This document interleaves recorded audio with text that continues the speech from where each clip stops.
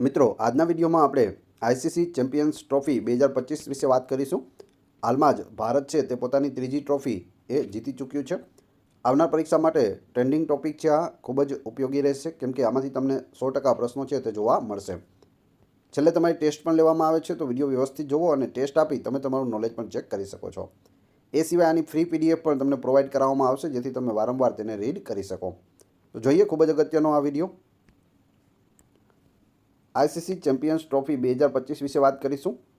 ICC champions trophy 2025ની ફાઇનલમાં ન્યૂઝીલેન્ડને હરાવીને ભારત ત્રીજી વખત ચેમ્પિયન્સ ટ્રોફીનો ખિતાબ જીતવામાં સફળ રહ્યું છે. 2025ની ચેમ્પિયન્સ ટ્રોફીની ફાઇનલમાં ભારતે ન્યૂઝીલેન્ડને 4 વિકેટે હરાવ્યું છે. ભારતે 12 વર્ષ બાદ ફરી એકવાર આઈસીસી ચેમ્પિયન્સ ટ્રોફીનો ખિતાબ જીત્યો છે. ફાઇનલમાં પ્રથમ બેટિંગ કરતા ન્યૂઝીલેન્ડે 251 રન બનાવ્યા હતા. જવાબમાં ટીમ ઇન્ડિયાએ 49 ઓવરમાં 6 વિકેટે 254 રન બનાવ્યા. ભારત તરફથી કેપ્ટન રોહિત શર્માએ સૌથી વધુ 76 રનની ઇનિંગ્સ રમી હતી. ચેમ્પિયન્સ ટ્રોફી 2025ના વિજેતા કોણ છે? ભારત છે, ત્રીજી વખત વિજેતા બન્યું છે. રનરઅપ કોણ રહ્યું? ઉપવિજેતા ન્યૂઝીલેન્ડ. આઈસીસી ચેમ્પિયન્સ ટ્રોફીના ભારત વિજેતા 3 વખત બન્યું છે. 2025, એની પહેલાં 2013 અને પ્રથમ 2002માં. ફાઇનલ મેચમાં મેન ઓફ ધ મેચ કોણ બન્યું છે? તો રોહિત શર્મા બન્યું છે, જે ભારતના છે, ભારતીય ટીમના કેપ્ટન છે. Player of the series award કોને મળ્યો? રચિન રવિન્દ્રને મળ્યો, જે ન્યૂઝીલેન્ડના છે. મિત્રો, આપણે પહેલાં ડિટેલ જોઈ લઈશું, ત્યારબાદ એમસીક્યુ પણ જોઈશું. ગોલ્ડન બેટ એવોર્ડ કોને મળ્યો? એ પણ રચિન રવિન્દ્રને મળ્યો, તેઓ ન્યૂઝીલેન્ડના છે. કુલ 263 રન તેઓએ બનાવેલા છે. ચેમ્પિયન્સ ટ્રોફીમાં સૌથી વધુ રન બનાવનારને ગોલ્ડન બેટ એવોર્ડ છે તે મળે છે, તો સૌથી વધુ છે તે રચિન રવિન્દ્રએ બનાવ્યા છે. ગોલ્ડન બોલનો એવોર્ડ મેટ હેનરીને મળ્યો છે, એ પણ ન્યૂઝીલેન્ડના છે.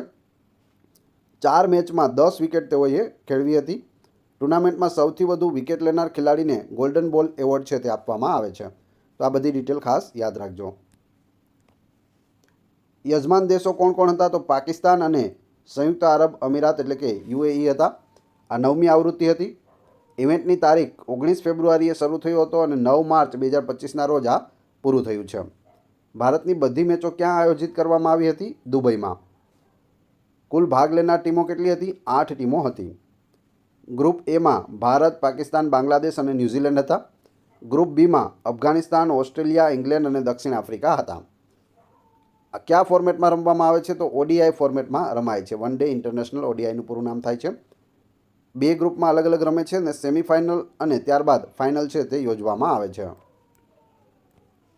જીતની રકમ કેટલી મળે છે? તો વિજેતા ટીમને $2.24 મિલિયન મળે છે, જે રૂપિયામાં આપણે ગણીએ તો 20.8 કરોડની આસપાસ થાય છે. બ્રાન્ડ એમ્બેસેડર કોણ કોણ હતા? તો ભારત તરફથી ખાસ યાદ રાખી લેજો, શિખર ધવન છે તે બ્રાન્ડ એમ્બેસેડર હતા. ત્યારબાદ સરફરાજ અહેમદ પાકિસ્તાન તરફથી હતા. સેન વોટસન ઓસ્ટ્રેલિયા તરફથી અને ટીમ સાઉથી ન્યૂઝીલેન્ડ તરફથી બ્રાન્ડ એમ્બેસેડર હતા. ટોટલ આ 4 બ્રાન્ડ એમ્બેસેડર, ચારેને પણ યાદ રાખી લેજો. ભારતીય ટીમનો કેપ્ટન કોણ છે? રોહિત શર્મા. ઓફિશિયલ ગીત કયું હતું આઈસીસી ચેમ્પિયન્સ ટ્રોફી 2025માં? જીતો બાજી ખેલ કે. ફાઇનલ મેચ કયા સ્ટેડિયમમાં રમાઈ? તો દુબઈ ઇન્ટરનેશનલ સ્ટેડિયમ યુએઈમાં રમાઈ હતી. આઈસીસી ચેમ્પિયન્સ ટ્રોફી 2029નો યજમાન દેશ કયો છે? ભારત છે. હવે 2029માં રમવામાં આવશે અને ક્યાં રમાશે? તો ભારતમાં રમાશે. આઈસીસી ટ્રોફી વિશે આપણે જોઈએ તો દર 4 વર્ષે રમાતી આ ટુર્નામેન્ટ છે. કેટલા વર્ષે આનું આયોજન થાય? તો દર 4 વર્ષે. તેનું આયોજન આંતરરાષ્ટ્રીય ક્રિકેટ પરિષદ એટલે કે આઈસીસી દ્વારા કરવામાં આવે છે. આ સ્પર્ધામાં કુલ 8 ટીમોની પસંદગી કરવામાં આવી હતી. પ્રથમ આવૃત્તિ 1998માં બાંગ્લાદેશમાં રમાઈ હતી.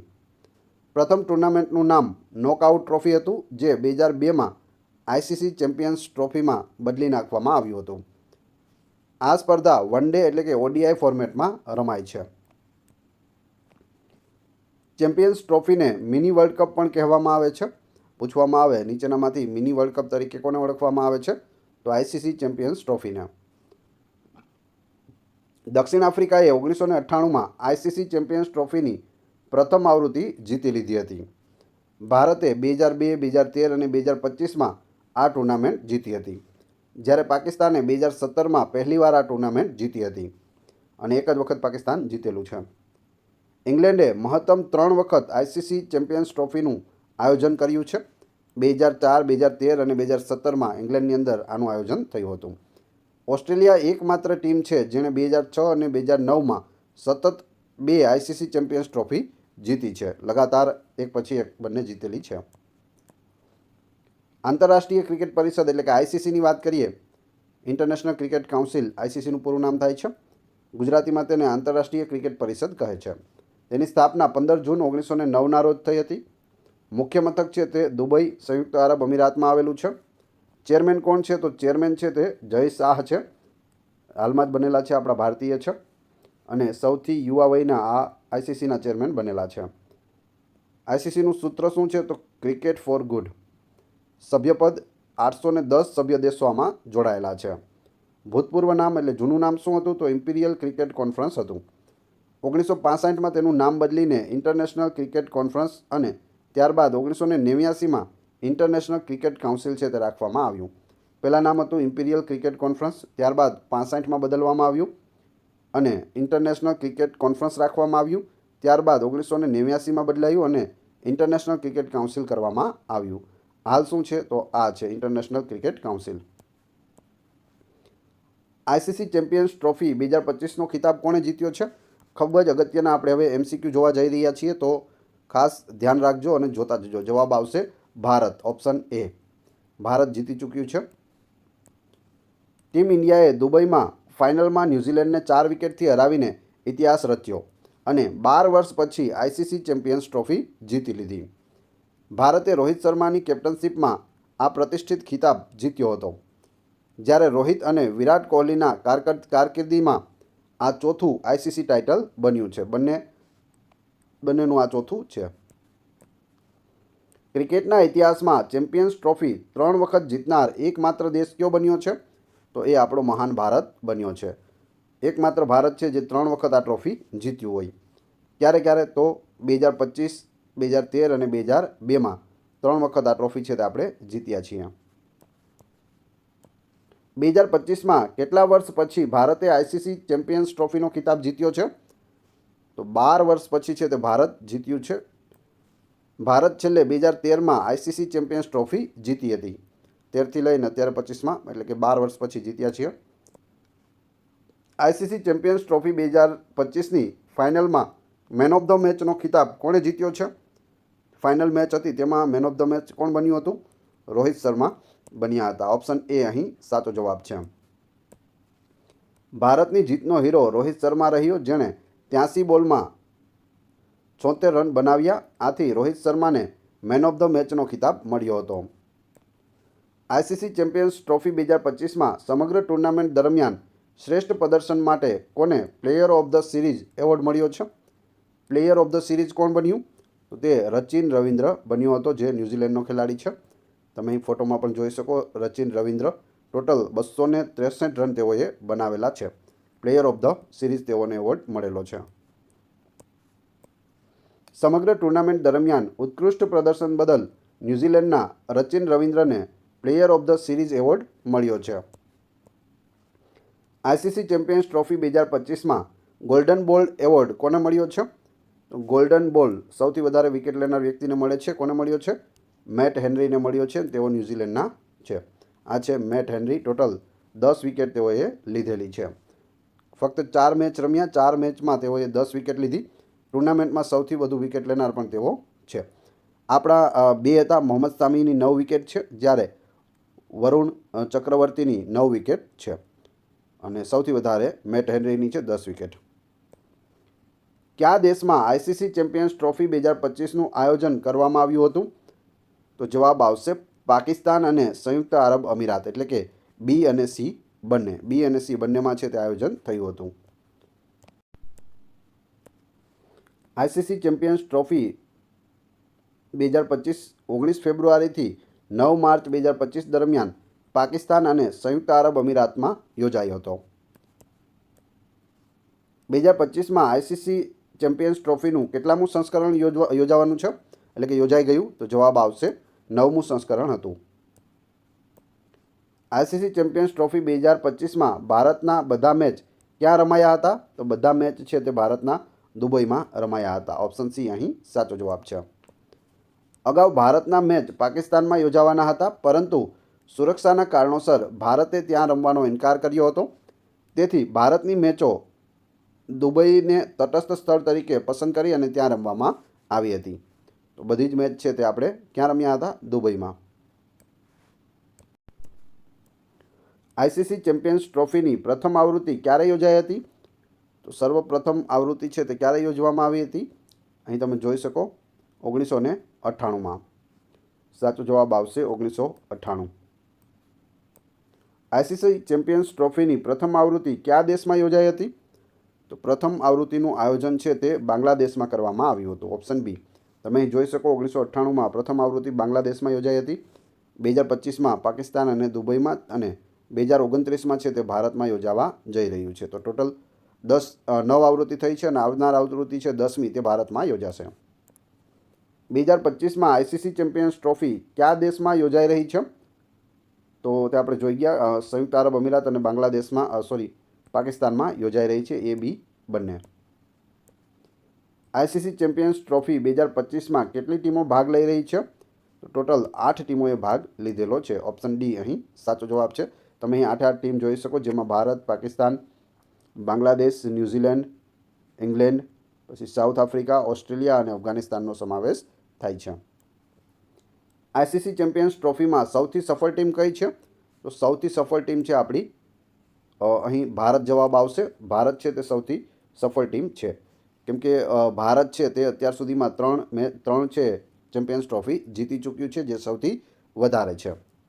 ઓસ્ટ્રેલિયા છે તેણે ફક્ત 2 જીતેલી છે અને ભારતે 3.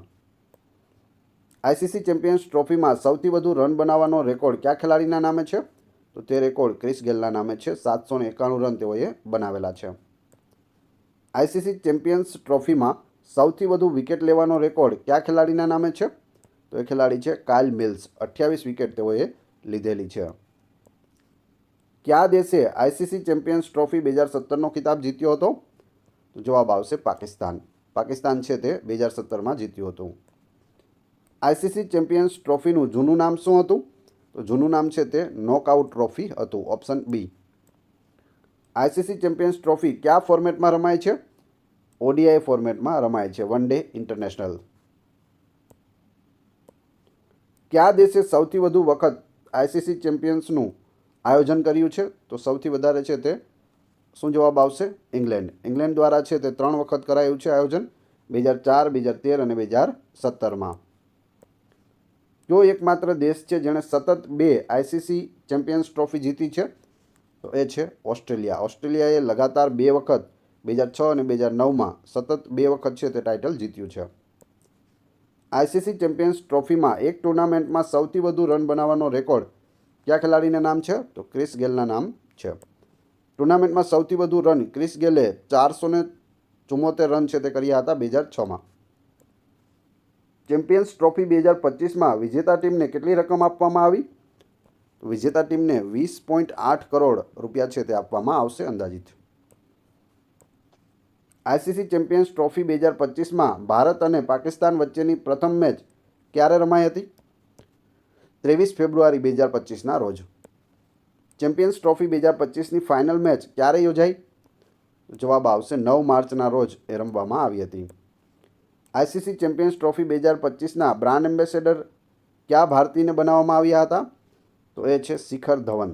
શિખર ધવનને બનાવવામાં આવ્યા હતા. આઈસીસી ચેમ્પિયન્સ ટ્રોફી 2025ની શરૂઆતની મેચ કયા 2 દેશો વચ્ચે રમાઈ હતી? તો તમે અહીં જોઈ શકો પાકિસ્તાન અને ન્યૂઝીલેન્ડ વચ્ચે રમાઈ હતી. પ્રથમ અને છેલ્લી મેચ છે તે ભારત અને ન્યૂઝીલેન્ડ વચ્ચે રમવામાં આવી હતી. ઓપ્શન બી સાચો જવાબ છે. કઈ કંપનીએ આઈસીસી ચેમ્પિયન્સ ટ્રોફી 2025ને સ્પોન્સર કરી છે? તો એક તો જીઓ હોટસ્ટાર છે અને બીજી છે હાયર ઇન્ડિયા. એટલે જવાબ આવશે એ અને બી બંને. આઈસીસી ચેમ્પિયન્સ ટ્રોફી 2025નું સત્તાવાર ગીત કયું છે? તો સત્તાવાર ગીત છે જીતો બાજી ખેલ કે. ઓપ્શન એ અહીં સાચો જવાબ છે. આ રમતનું સત્તાવાર ગીત જીતો બાજી ખેલ કે છે, જે અબ્દુલ્લા સિદ્દીકી દ્વારા નિર્મિત છે અને આતિફ અસલમે તેને ગાયું છે. આઈસીસી ચેમ્પિયન્સ ટ્રોફી 2025 માટે ભારતીય ટીમનો કેપ્ટન કોણ છે? તો કેપ્ટન કોણ છે? Rohit Sharma, option D. રોહિત શર્મા ભારતીય ક્રિકેટ ટીમનો કેપ્ટન છે. શુભમન ગિલને ઉપકપ્તાન તરીકે નિયુક્ત કરવામાં આવ્યા છે. આઈસીસી ચેમ્પિયન્સ ટ્રોફી 2025માં સામેલ 8 ટીમોના કેપ્ટન આપણે જોઈએ તો અહીં ભારતમાં છે રોહિત શર્મા, ભારતની ટીમના કેપ્ટન. પાકિસ્તાનના મોહમ્મદ રિઝવાન છે. અફઘાનિસ્તાનના હશમતુલ્લાહ શાહિદી છે. ઓસ્ટ્રેલિયાના સ્ટીવ સ્મિથ. બાંગ્લાદેશના નઝમુલ હુસેન શાંતો છે. ઇંગ્લેન્ડના જોસ બટલર છે. આફ્રિકાના ટેમ્બા બાઉમા છે અને ન્યૂઝીલેન્ડના મિશેલ સેન્ટનર છે. આઈસીસી ચેમ્પિયન્સ ટ્રોફી 2025ના ગ્રુપ એમાં કઈ કઈ ટીમોનો સમાવેશ થાય છે? ગ્રુપ એમાં કઈ ટીમો હતી? તો જવાબ આવશે ભારત, પાકિસ્તાન, બાંગ્લાદેશ અને ન્યૂઝીલેન્ડ. જેમાંથી ફાઇનલમાં કોણ પહોંચે છે? ભારત અને ન્યૂઝીલેન્ડ પહોંચે છે સેમિફાઇનલ અને ફાઇનલ બંનેમાં. ગ્રુપ એમાં ભારત, પાકિસ્તાન, બાંગ્લાદેશ અને ન્યૂઝીલેન્ડનો સમાવેશ થાય છે.